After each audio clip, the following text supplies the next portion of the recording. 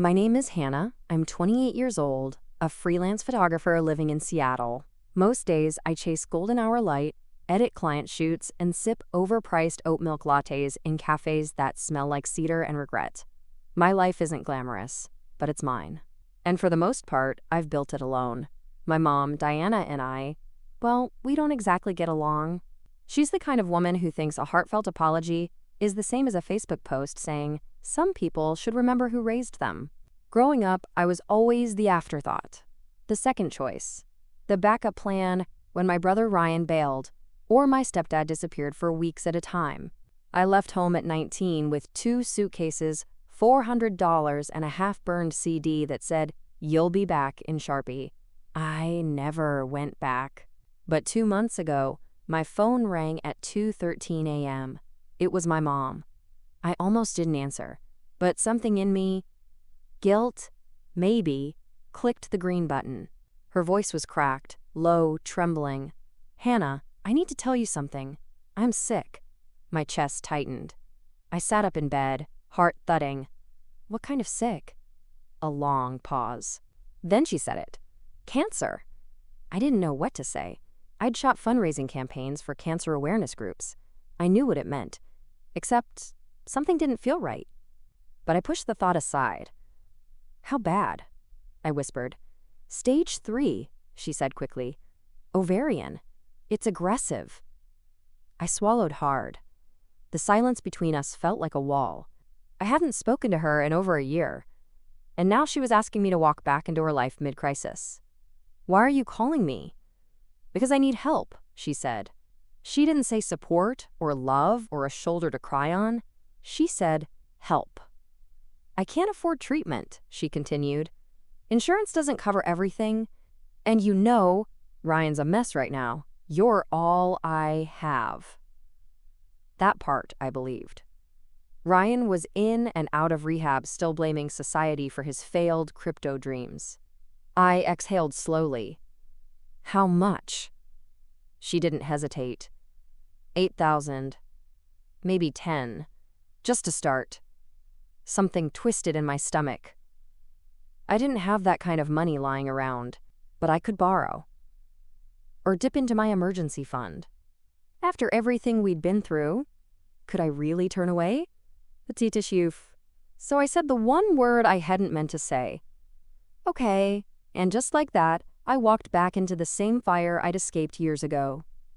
But I had no idea it wasn't just fire, it was all smoke. And the cancer wasn't even real. The next morning, I wired the first $4,000.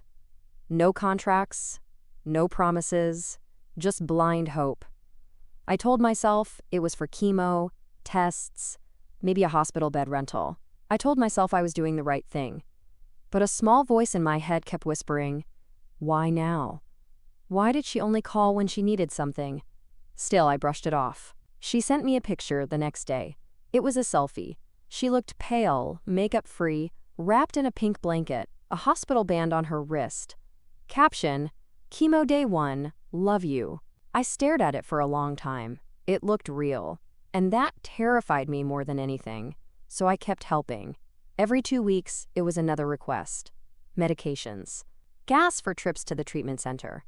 A new specialist in Portland. She said the cancer had spread. She needed a better oncologist.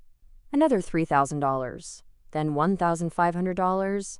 Then another $2,000 for something called alternative healing supplements. I stopped counting after $10,000. She never thanked me. Not really. Just texts that read, "You saved me," or "You're a good daughter." It felt less like gratitude and more like manipulation with emojis. And every time I asked how she was doing, she deflected. "Don't worry about me. Just focus on your work. I'm proud of you." That one always made me pause. She'd never said that when I graduated. Not when I got my first gallery feature. Not when my photo was published in National Geographic. But now? Grow. When I was hemorrhaging my savings. Nangla. She was suddenly proud. I wanted to believe it was the cancer changing her, making her soft. Human. But then I saw something I couldn't unsee. I was scrolling through Instagram stories late one night. My cousin Marie had posted a boomerang, a family barbecue in Tacoma. There were hot dogs, plastic lawn chairs, laughter, and in the background, my mom, holding a full plate, laughing, wearing full makeup and a sundress. Not a single strand of her hair missing, no IV lines, no signs of weight loss. I replayed the clip 3 times, zoomed in. She looked healthier than me. I stared at the screen, cold dread washing over me. I texted her right then, "Were you at a party today?" She replied within seconds, "No. I've been in bed all day. Why?" I didn't respond. I just sat there in the dark, phone in hand, stomach churning. She lied. She lied while I was eating ramen to afford her chemo. I scrolled back through our messages. Every transfer, every sob story. And I finally let myself say it out loud. She's lying. She never had cancer. And now? I was going to make her prove it. The next morning, I drove 2 hours to Tacoma without telling her. I didn't pack a bag, didn't even bring my camera. Just a phone, a charger, and an unshakable need to know the truth. I parked a block away from her house and waited. Her car was in the driveway. Still had that bumper sticker, proud parent of a mediocre son. It wasn't even a joke anymore. At 9:47 a.m., she came out, wearing leggings, sunglasses, and sipping what looked like a frappuccino. No limp, no cane, no scarf on her head. She looked fine, too fine. She got in her car and drove off. I followed at a safe distance, like I'd seen in crime shows. She went straight to the mall. Not a hospital, not a clinic. The mall. I watched her spend over $300 at Sephora. Then she bought a pretzel and sat near the fountain like she didn't have a tumor eating her from the inside. She even laughed at something on her phone. Probably TikTok. I took pictures. 1, then another, then 10 more. I had proof, but I didn't feel better. I felt sick, because I knew what this meant. She hadn't just lied. She'd orchestrated it. From the late-night call to the fake wristband photo, it was a performance. And I'd been her audience, a very expensive audience. I drove back to Seattle that night, shaking. At home, I pulled out the screenshots of our messages. Bank transfers, texts saying, quote, "The tumor's pressing on my spine," photos of soup bowls and chemo blankets. And now I had surveillance to go with it. I could go to the police, but part of me wanted something else. Something more definitive. She had conned me, yes, but I didn't want revenge. I wanted the truth. And I wanted her to admit it, with her own voice. So I called someone I hadn't spoken to in years. My cousin Andrew. He was a tech nerd who used to help hack vending machines in high school. Now he made his money setting up hidden cameras for paranoid rich people and shady landlords. I told him I had a situation. He asked one question. "Is this legal?" I said, "Morally, yes. Legally, don't ask." He said he'd be in town that weekend. We met at a coffee shop the next day. He handed me a small black device that looked like a portable charger. "It records up to 8 hours," he said. Voice activated. I stared at it. So small. But with it, I could catch everything. All I needed now was a reason to see her, and bait strong enough to make her talk. So I texted her. "I need to talk. In person." She replied instantly. "Of course, honey.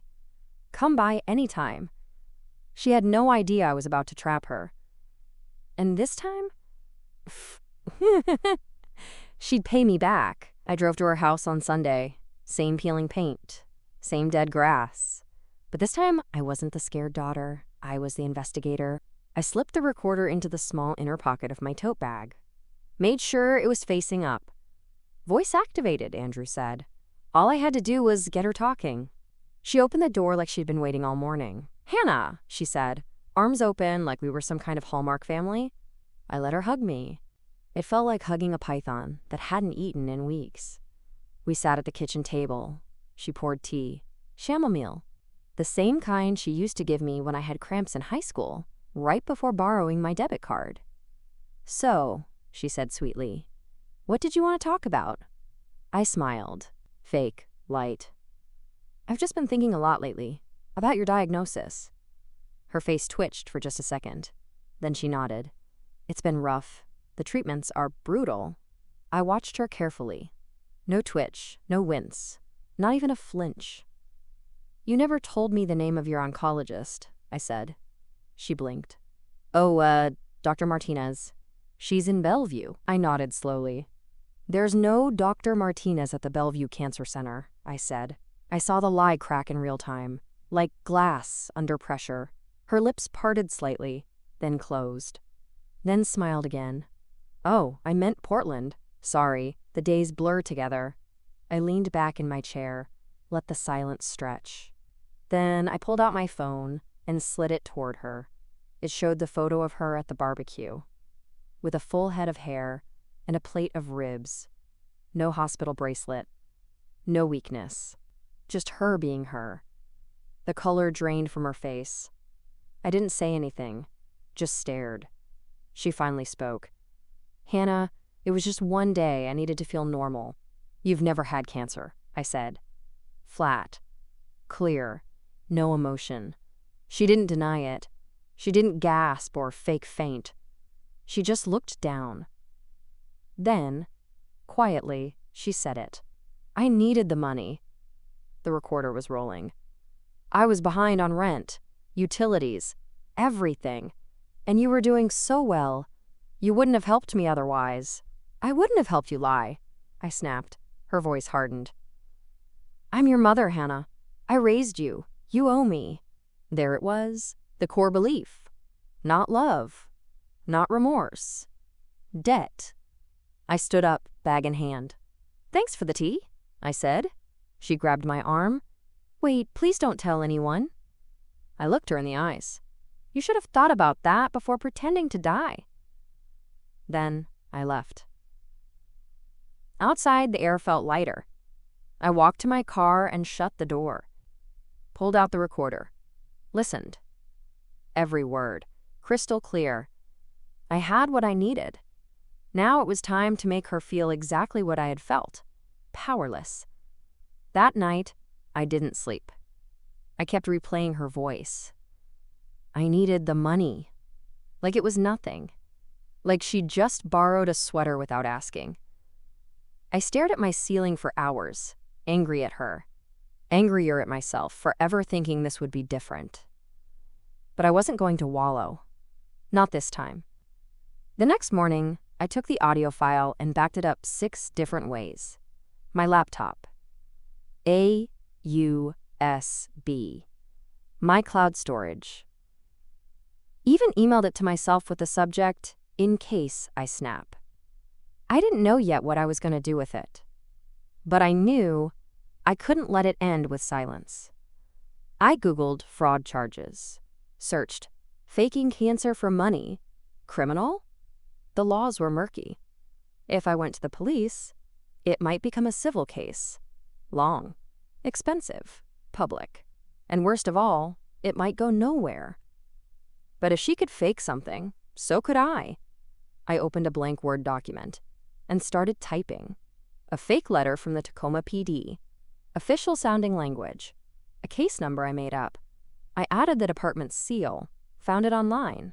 Then wrote, Dear Ms. Diana Blake, this notice is to inform you that an inquiry into financial deception involving false medical claims has been initiated.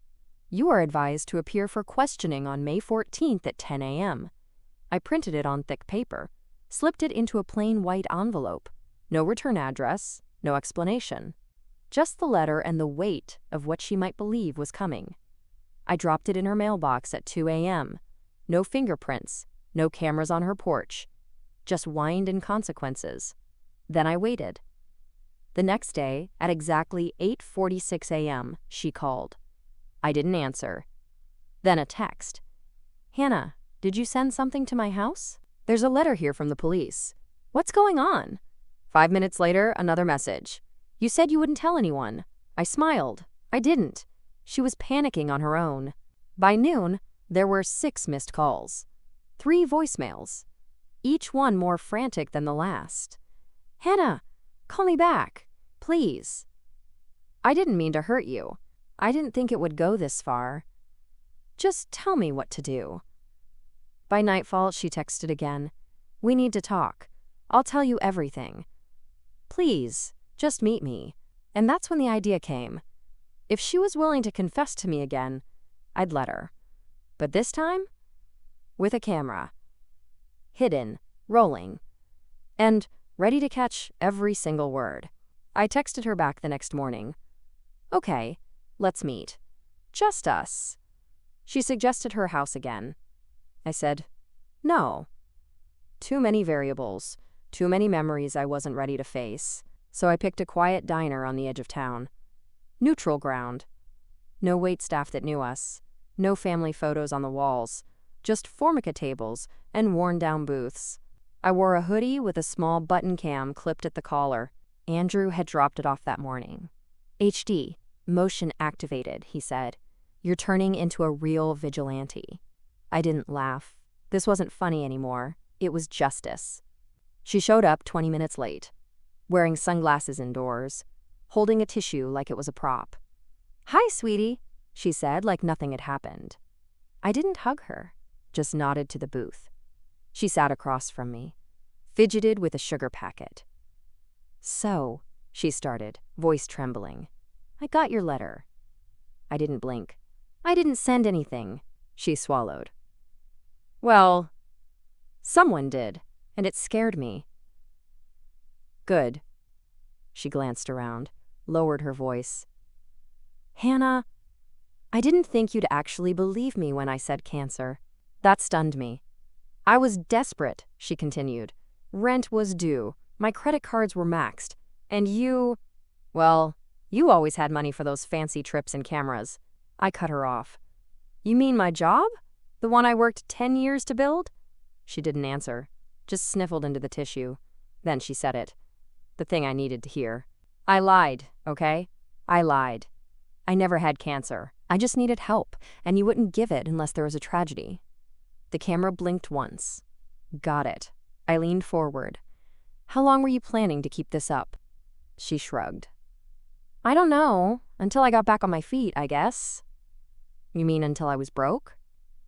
Her silence was louder than anything she could have said. I pressed again. So you photoshopped the wristband? The hospital bills? I didn't Photoshop, she said quickly. I just reused an old ER band. And I edited some paperwork I found online. Unreal. All of it. She wasn't even ashamed. Just annoyed she got caught. I looked at her one last time, and for the first time, I saw her exactly as she was, not my mom. Just a con artist who gave birth to me. I stood up. You'll be hearing from someone soon, and it won't be me. She panicked. What does that mean? I didn't answer. The camera had it all. Her voice. Her face. The confession. She had dug her own grave with her mouth. And I was just the one who pressed record. I drove straight from the diner to Andrew's apartment. Didn't stop. Didn't cry. Just gripped the steering wheel like it was holding me together. When he saw my face, he didn't ask questions. He just nodded and opened his laptop. Let's see what we've got. We uploaded the footage. Her voice came through crystal clear. I lied, okay? I lied. We watched it twice. Then Andrew turned to me. You're sure you want to do this? I didn't answer. Because I wasn't sure. Not really. But I was sure she wasn't going to get away with it. Not again. I didn't want to destroy her. I just wanted the truth to exist. So I posted a short video to a private account. No name, no face. Just her voice. The audio clip of her confession with subtitles and a blurred still image from the diner. I captioned it. When your mom fakes cancer and drains your savings, this is what it sounds like. Within 24 hours, it had 12,000 views. By 48 hours, over 80,000. The comments flooded in. This happened to my cousin. Exact same scam. My mom faked being homeless for 6 months. You're not alone. Tag the authorities. This is fraud. I didn't say anything publicly. Didn't claim it was me. Didn't have to. But someone else did. My cousin Marie messaged me that night. "Girl, is that Aunt Diana's voice in this video?" I stared at the message for a full minute. Then replied, "Yeah." She called me 5 seconds later. "Hannah, you need to know. She's telling everyone you're crazy." I wasn't surprised. Marie continued, "She's saying you're unstable, that you faked the audio, that you're jealous of Ryan and trying to ruin her reputation." I laughed, like actually laughed. "She already ruined her reputation," I said. Marie was quiet. Then she said something I didn't expect. "I believe you, and honestly, everyone else will too. We all knew something was off. But this is next level." I hung up the phone and stared at the wall. There it was again. That word, believe. For the first time, people were believing me. Not her story, not her performance. Me. The daughter. The quiet one. The one who always got guilt-tripped into being the bigger person. But not this time. She wasn't bigger. She was just exposed. The next morning, my mom showed up at my apartment, banging on the door, screaming, "You think this is funny? You think humiliating me is justice?" I opened the door calmly, held up my phone. "I'm recording this." She froze. "You don't get to control the narrative anymore," I said. Her voice shook. "I'm your mother." I shook my head. "You were my scammer." Then I shut the door, and for the first time in years, I felt safe inside my own home. 3 days passed. Silence. No calls, no texts, no drama. Just a weird, vibrating tension in the air like the moment before a thunderstorm. Then it came. Ryan. My brother. The human car crash. He texted first. "What the hell's going on with Mom? Havoc star, Havoc star." I ignored it. 5 minutes later, he called. I let it ring. Then he left a voicemail. "You posted that video, didn't you? You're ruining her life, Hannah." Her life? I laughed bitterly. She ruined mine. I paid her fake hospital bills, emptied my savings, watched her lie with a straight face and a matching scarf. I didn't owe her silence. And I definitely didn't owe Ryan understanding. He called again. This time, I answered. I was tired of ghosts pretending they deserved answers. "Hannah, seriously, what are you doing?" "Saving myself," I said flatly. "She's our mom." "No," I corrected. "She's your mom."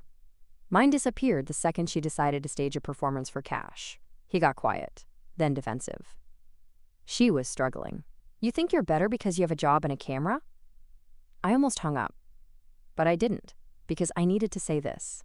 "I think I'm better," I said slowly, "because I didn't lie. I didn't manipulate. I didn't weaponize sympathy. I just worked hard."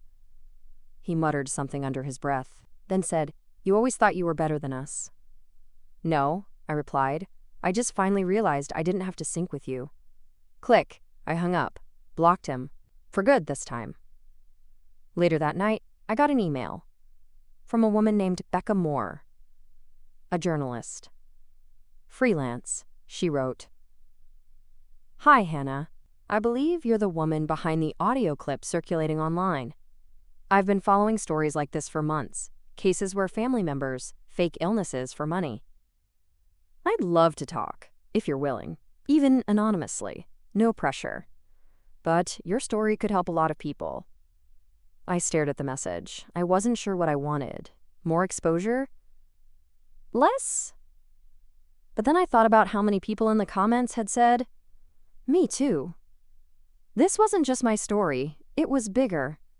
So I replied, "I'll talk." We set up a time. 1 week later, her article dropped. It didn't name me. But it didn't need to. The daughter who exposed her mother's cancer lie and recorded it.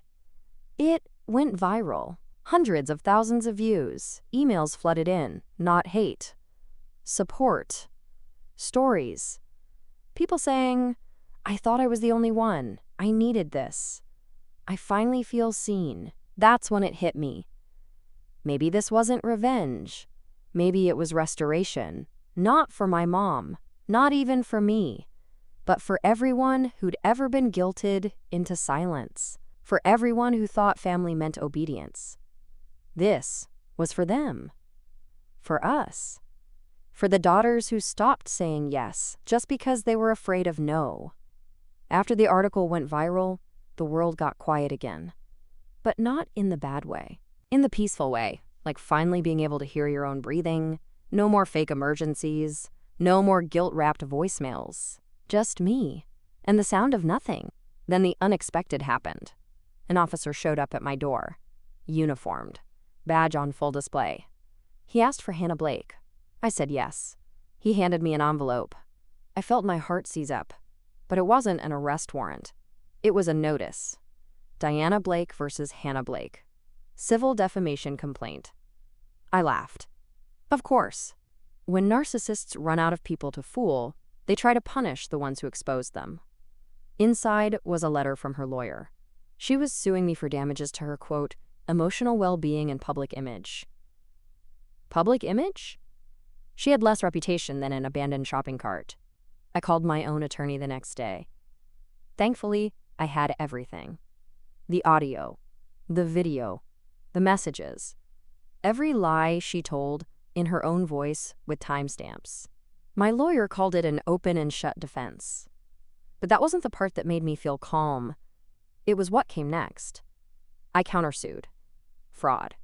Emotional distress. Financial damages. $14,230. Every cent she took. Plus interest. When she got served, I got a text. One word. Why? Kanji. I didn't respond. She could ask the mirror. The hearing was scheduled 2 months out. In that time, her world crumbled. Marie told me she lost her job. Word had spread. Even if I hadn't named her publicly, people talked. Neighbors stopped inviting her over. Her church quietly pulled her from the prayer list. She even tried to post a GoFundMe to, quote, recover from online harassment. It raised $17. $17. Not even enough for her precious chamomile tea. The night before the hearing, she called me. I didn't answer. She left a voicemail, shaky. Please, let's settle. I don't want to go to court. I'll pay back what I can. Just don't make this worse. Worse? She still didn't get it. This wasn't punishment. This was accountability. And for people like her, that felt like hell. My lawyer called me the next morning. She's agreed to repay everything. In full, we've drafted the contract. I signed it. Digitally. From my phone. In a cafe. Sipping an oat milk latte. She sent her first payment that Friday. $500. It came from an account labeled Diana B. I smiled. She finally called herself what she was. Not mom, just Diana. 6 months later, she finished paying me back. Every cent. All $14,230. It came in small, bitter chunks. $500. $350. Once, even $27.19 with the note, sorry. Slow month. I never replied. Not once. And I never spent the money. It sat in a separate account, untouched, labeled what it cost me. Not just the money, but the trust. The time. The version of myself that still thought love meant loyalty, without boundaries. I still get messages about the video. People asking for updates, telling me their own stories. Mothers who lied. Fathers who manipulated. Families that didn't break. They shattered. And every time I read one, I feel less alone. Not vindicated, just understood. There was no big reunion. No epiphany where she realized what she'd done and begged for forgiveness on a rainy doorstep. No dramatic apology. She moved on with her life. Or at least tried to. Last I heard, she was selling used essential oils online. Says they heal trauma. Ironic. Ryan? Still believes I overreacted. Still thinks she meant well. Still broke. Some people never leave the loop. And that's okay. Because I did. I moved out of the apartment that felt like a bunker, started traveling again, took photos in Croatia, Portugal, and a frozen lake in Alberta that made me cry. Not because it was beautiful, but because I realized I was finally free. I no longer wake up waiting for the next guilt trip text. I no longer shrink at the word family. And I don't tell this story for pity. I tell it so people like you, yes you, know you're not crazy for cutting off the people who were supposed to love you. You're not cruel for needing proof. You're not evil for choosing peace. Because sometimes, healing looks like a bank transfer. Sometimes, justice sounds like a shaky voice saying, I lied. And sometimes, survival means walking away from the woman who raised you and realizing she never really saw you. So no, I don't regret faking a police report. I regret that it took that much to finally hear the truth. And if I had to do it all over again, I'd hit record sooner. What do you think about Hannah's decision? Was she too harsh, or was this the only way to truly protect herself? Share your thoughts in the comments below, and don't forget to subscribe to the channel for more heartfelt stories about real family.